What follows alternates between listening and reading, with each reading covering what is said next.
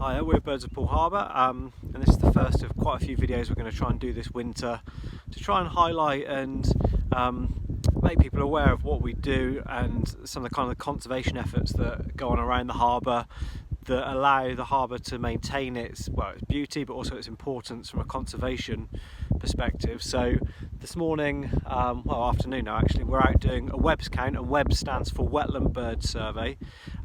It's a national survey that's coordinated by the BTO, the British Trust for Ornithology, and it's a really important survey because it collates and brings together all the data for all the overwintering species of waders and wildfowl and water birds actually across the whole harbour. I'm just hunkering down a bit because it's quite windy. And what happens, Birds of Poole Harbour, we took over the coordination of this about 10 years ago now, and the way it works is right across the whole of the Poole Harbour area, so all the water bodies, the creeks, the estuarine systems, the salt marsh, is all split into 33 different sectors, and today we've got 33 different volunteers counting each sector. That's got very defined lines, and we bring all that data together and then we submit it to the British Trust for Ornithology, where the data gets analysed and stored and ultimately gets used for the protection of the harbour. So Poole Harbour is an SPA, a special protection area. It's got lots of treble SI, sites of special scientific interest, and within that SPA there are feature species, so things like avocet. We've got internationally important numbers of overwintering avocet, same with black-tailed godwit. The waterfowl and wildfowl winter assemblages are a feature of the Poole Harbour SPA, same with the numbers of little egrets. So it's really important that right the way through from, we do these counts from August through to April, May and June. We're going to start doing them now as well. We've always only ever done them from September through to March, but now we're going to try and extend them. It's really important these continue so that the data remains robust and strong, and it allows and provides the data ultimately for the long-term protection of the harbour.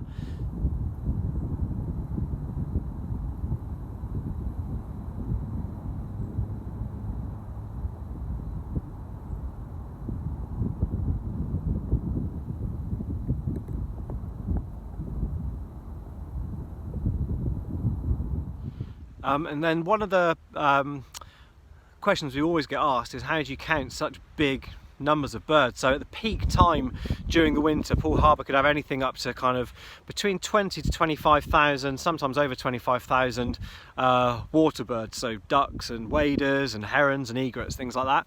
And we get big flocks of avocet, 1,700 strong flocks of avocet, 2,000, 2,500 flocks of black-tailed godwits.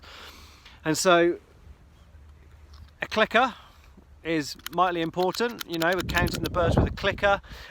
Sometimes when the clicker breaks or you forget your clicker, which happens quite often, you get a really good eye for how to count these larger flocks by physically counting. So when you've got a big flock feeding, you can quite easily, quite accurately count 10 or 50 or 100, and then you look at the size of the flock and you then estimate within that group how many blocks of 100 you estimate how many you think there are, and it works quite well. I mean, another good way a lot of birders test themselves is by taking a photo of a flock of birds, either flying or feeding.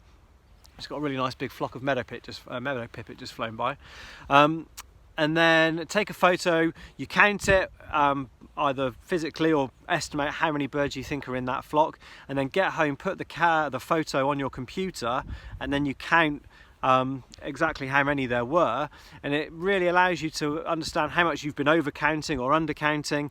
And by doing that way, you can then hone in so that your margins of error are, instead of being 10% more or less, they can be 5 or 3% more or less, or even lower. Hopefully you want it to be as accurate as possible. So counting these birds can be quite tricky, but always nice.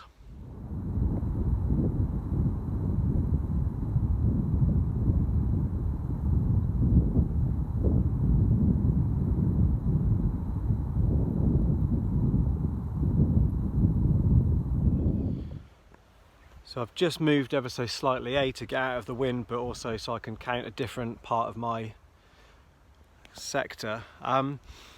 But we do this, I mean, we gather the data right the way through the winter, but we start it so early as August and go through to April, so that we can watch and analyse the arrival of all these birds. So they're starting to arrive back from their breeding grounds, some of them early as actually as late July, but then through August and September, and then it really builds through October. We start to see those peak counts of all of our well-known overwintering species come back, and by analysing the harbour as a whole, it gives us a really good understanding of where the favourite feeding areas are for different species. Obviously the numbers that the birds are arriving back at. Some of the species, say the Brent geese for example, you can count within a flock the number of youngsters. The youngsters have got a very distinctive patterning to their feathers and a fringing to their feathers, so we can see how successful, or kind of estimate how successful the breeding season's been. So by having this team out of people right across the harbour counting these birds every single month, every single year, and this has been going on for decades and decades, these webs counts, it's not a new thing. It gives this really very precise, accurate picture as to the bird populations in the harbour, so it can obviously then be used to protect it ongoing. And it's been really nice to have the first grey plovers on my sector this morning. The widgeon numbers are building. I just had spoonbill in my sector about 10 minutes ago, and yeah, avocets, lots and lots of avocet. But it's really nice because whilst you're out here counting the water birds, you obviously get to see lots of other species as well. So I've been watching around, we've got lots of swallows moving through, and then as the season progresses and it starts getting colder, you start seeing a lot more things like marsh harriers floating around the harbour, hen harriers, merlin. So it's a really nice thing to be doing, to get out and do these counts. But we're going to be doing more of these videos through the winter, talking about the different bits of work we do to monitor and survey and protect different parts of the harbour. So yeah, thank you very much.